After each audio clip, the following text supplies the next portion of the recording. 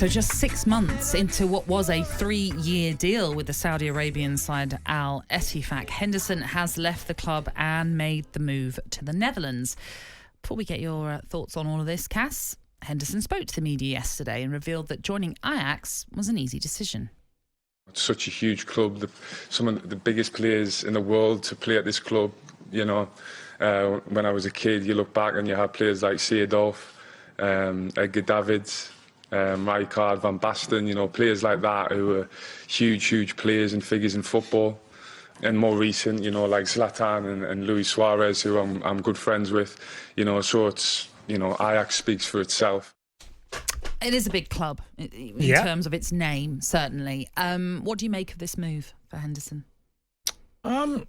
Cool.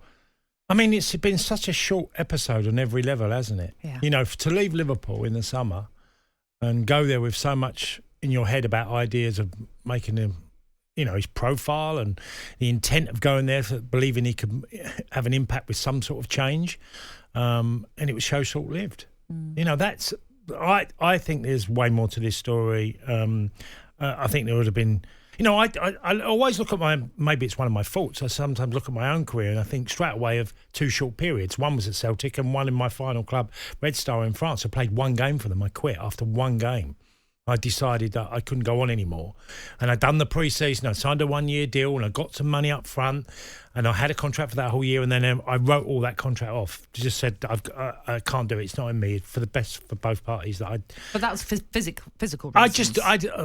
We got relegated with Nancy and I had a really good season even though we got relegated. Scored 15 goals in getting relegated in 34 games that season in the top flight. And I was devastated by getting relegated. And I didn't realise until after I had the holiday that I just lost every motivation and desire. And I'd done the pre-season, but it was half-hearted. I just couldn't get up for the challenge that was ahead. And I played one game and I didn't play well. And I came into the dressing room and I just said to the manager, I need to speak to the owner. And he invested heavily in me to get me there. And then, likewise, Celtic, it was short-lived and I wasn't happy. So I don't want to make it sound like Jordan Henderson's a scapegoat. And look, sometimes in life we make poor decisions. We do. We might have the right intentions. You've made a bad decisions. There are some things that are leaking out which don't add up as well, because I'm hearing, and I'm pretty sure it's probably true, that, you know, deferred payments obviously then come into it and how he gets paid and being out of the country for a certain amount of time. I think, you know, if you've made that bad of a decision, you're going to have to own it, what you did and where you went, and don't base it on finance. You know, I know we all do. We're all guilty of it, and I understand that to a degree. But you've got to be careful because you can sound a real hypocrite. Well, look, as was discussed when he made that move to Saudi Arabia, we all talked about the damage to his reputation, having been such a staunch captain at at Liverpool, I should say, and someone that we all felt, and I'm sure he still does feel this, but had, you know, the LGBTQ plus community at his heart, and the way that he spoke passionately about it, and then moved to Saudi Arabia. We all question that, obviously. It does feel as though this has turned into a bit of an embarrassing situation for Jordan Henderson. But he has now moved to the Netherlands, as we were saying, with Ajax. You know what it's like to move in your latter career to a foreign country and play your football. So what tips would you give him moving to Ajax and trying to make his mark there now, having had this pretty embarrassing 5-6 months or so? Well, I looked at it as a massive opportunity for me to go to France, new culture, different ideas, breath of fresh air, different challenges. And I just really went there with the mindset of, I want to try and play the best football I can for the remainder of time. Because what's Jordan now, 33? Yeah. So he's probably got 2 or 3 years to live really good top-level football. Go there and just give it your all. That was my soul. I had a point to prove. I don't think Jordan's... Well, he's certainly not at the stage of his career where he has to prove how good he is. I mean, he's been a fabulous player for well over a decade. You know, from when he left Sunderland to go to Liverpool, he's proved a lot of doubters wrong, and he's done that regularly in his career. And yes, he'll still have people that don't think he's good enough for England. And look, it's always a challenge to be good enough for England.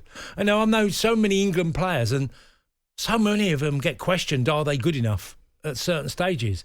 Now, Jordan going to Ajax is a big move for him. It's a new challenge, and hopefully for him, he can play his best football in a club, by the way, that has been probably the worst Ajax team ever that I can remember in my lifetime. It's interesting, you say that, because they got off to a terrible start. Oh, they were season. bottom. Yeah, they were absolutely on the floor as a club. Absolutely. They were in the relegation battle. As things stand, they have risen up the table. They're fifth, but they're still somewhat 23 points off the leaders, PSV Eindhoven, which is not a position. Well, it's fine, or PSV and them really are the big three that always seem to win things. Yeah. But look, they've got an amazing stadium, so it'll be a pleasure to do that. So there are many challenges for him.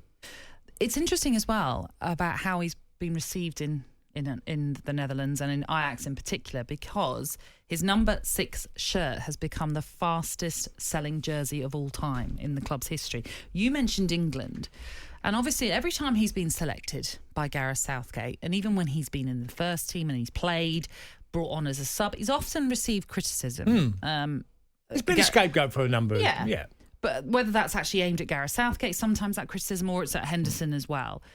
When you hear that his shirt has sold out at Ajax, are we as England fans, and I'm saying this as a general we, but I know there will be some England fans that might not feel as negative about Jordan Henderson as some, but are we as England fans missing something? That clearly if Ajax fans are delighted by this signing, are we missing something about Henderson for us to be so negative about him when it comes to England? I've always found there's a certain snobbery with England, as in expectation of being the very best because it's the home of football. Well, some say Scotland, but that's a debate in itself. But there's always, you have to ask your question, why Republic of Ireland? Why Scotland? Why Wales? Why France? Love beating England.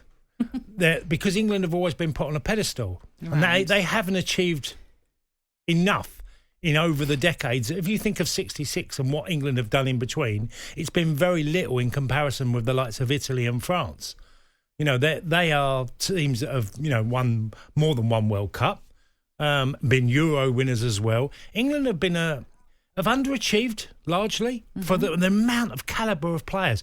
But I know probably 20 England players that I've met along the way.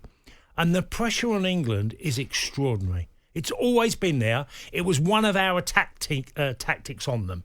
Put pressure on England. Keep it tight. Make sure, because they will always get stick. They will always be the news. It won't be, we'll only be the news when Republic of Ireland beat. We didn't get beat by England for 20 years. And it was there. Chad Charlton had felt that as he was a player that won the World Cup for England, so he all knew all about the pressure that's put upon them. And sometimes it goes too far with England. People say that, well, you look at Brazil, the pressure in Brazil is exactly the same. But they've always had teams that were attack-minded and they've delivered, where England haven't. Just lastly then on the England situation and Henderson, do you think forget the fact that we know that Gareth Southgate has his players that he turns to because he knows they can do a job, and once again, there have been players that have been criticised for not getting game time but still being selected.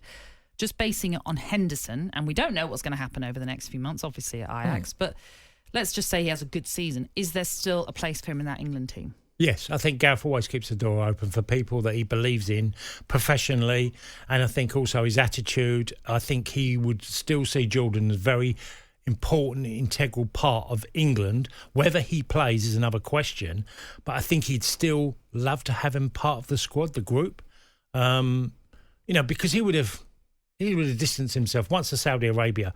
They would have had talks. There's no way Jordan... He has said that. They would talk. You'd ask the question, if I go here, you'd ask them sort of normal questions that you need answers to. And I think there would have been assurances given by Gareth if he played and he's looking like he's still in the shape and in the condition and playing decent football, he'd have an opportunity to be part of England's squad playing in the Euros this summer.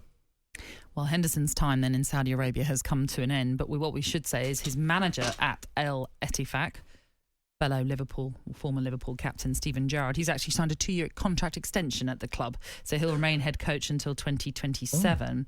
They finished 7th last term, we should say, Al Ettifaq. Things not going particularly well at the moment. They're 8th in the table, 28 points behind the leaders Al Hilal, but maybe some positive news you could take from an Al Ettifaq perspective, that their manager at least has signed on for a few more years.